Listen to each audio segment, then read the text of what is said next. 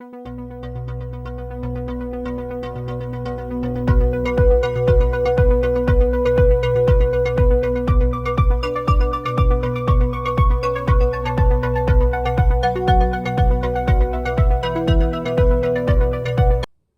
this is Doc Mike talking to you about the pros and cons about moving to Italy. Buongiorno. So, the cons. No, let's start with the pros. The pros, it's a list that's a bit tongue-in-cheek. So, we start with Italy, amore.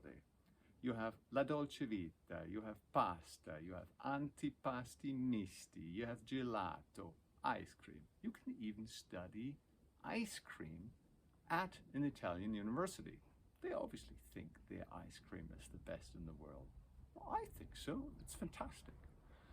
And then, a list of cultural attractions. You have Firenze, you have Siena, you have Pisa, you have Napoli, you have Roma, you have Venezia, the list is going on and on and on. You have the countryside, you have Toscana, you have the Alps, you have Dolomiti, you have Portofino, you have Sicilia, Calabria. It's Italy. What more can I say? Now the cons. After all these wonderful things we can imagine about Italy, are there any cons? Okay, let's start with the first one. Bureaucracy. Some people call it, they could force on you Dante's circles of hell. So people who've lived in Italy for a long time have the following analogy. They said, if you really love Italy, don't move to Italy. Why?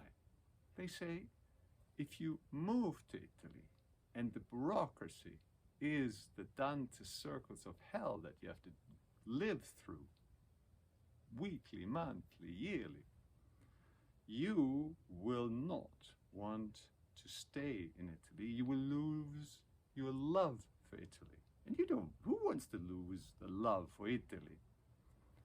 So they say, visit often, go weeks, months, but don't move there. Then you can avoid Dante's circles of hell. The next one is xenophobia.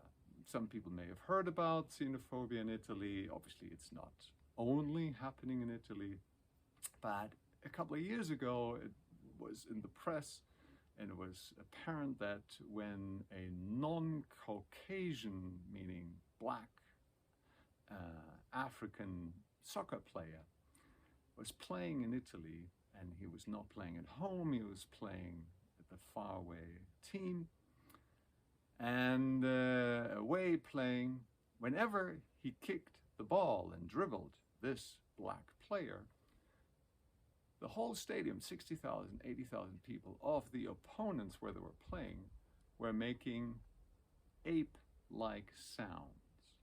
So imagine. And that was, in certain places in Italy, very common. So now xenophobia, after obviously a huge wave of immigrants coming from Africa, coming from, Arabia, Syria and other places, and a lot of them came through Italy. Italians say, basta, we've had enough. We're done. Okay, but these people, you could say, are not Caucasian, they're not European, But the mood in the country, and we're going to talk about an aspect of that, has changed. And they are also now more and more examples of not really being so fascinated by more European Caucasian people moving to Italy. Depends on the region, depends on where you are. I love Italy.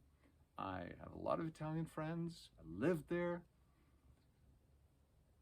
But you do sometimes experience it, and it could get worse. We'll get back to that one. The other one is cost of utilities. If you come from North America and you use, your water, your electricity, your gas for heating, and you're pretty used to having not such huge amounts of bills and high bills for utilities. You move to Italy. It could be also other places in Europe. It's not only Italy, but Italy has some of the highest cost of utilities in Europe. So it's not unheard of. You're coming from, let's say, North America. You're using your water, especially your electricity and your heating, and suddenly, especially let's say electricity, you have bills ranging from 200 to 400, 500 euros per month. Obviously, if you're the billionaire and if you don't have to care about these things. Forget about it, forget what I said. But if you're calculating a little bit more, this may hit you. So now, the biggie of the cons, in my opinion. So, it is not inconceivable that a neo-fascist wins the presidency in Italy in 2023. Let me expand on that one.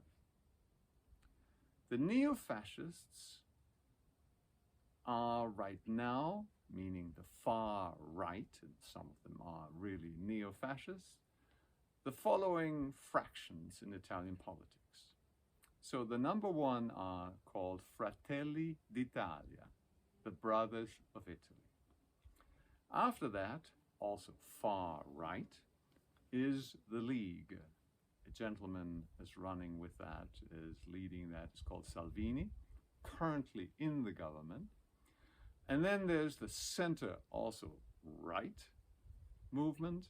That is, if you followed Italian politics over the last decades, actually, then it's Forza Italia, which is kind of built around Mr. Berlusconi. So, to recap, you have Fratelli d'Italia, which are neo-fascist, you have the League, far right, and you have Forza Italia. Now, let's consider this. This coalition is running currently 15 out of 20 regions in Italy. So that is rather substantial. So now, in addition, we have like middle and August in 2021. If you believe the polls that are currently being conducted in Italy, if there were an election right now, the most popular people would be the leaders and the party Fratelli d'Italia, the Brothers of Italy, the neo-fascists, number one. Number two in the polls would be the current part of the government, Mr. Salvini with the League, and then number three would be the Forza Italia with Berlusconi. So, again, it would not be inconceivable that because the highest popularity is from the Fratelli d'Italia, that they are going to be in the presidency and they may not get most of the votes, but they may be in the presidency and they may be steering Italy very much into the fascist or neo-fascist direction. So that is something very, very strongly to consider. 2023, you may want to consider, unless you like people like Mr. Erdogan, a dictator in Turkey, or Mr. Orban in Hungary, or people like that. Then you don't have to worry about moving to Italy, But other than that, maybe wait until 2023 after the election to make your move.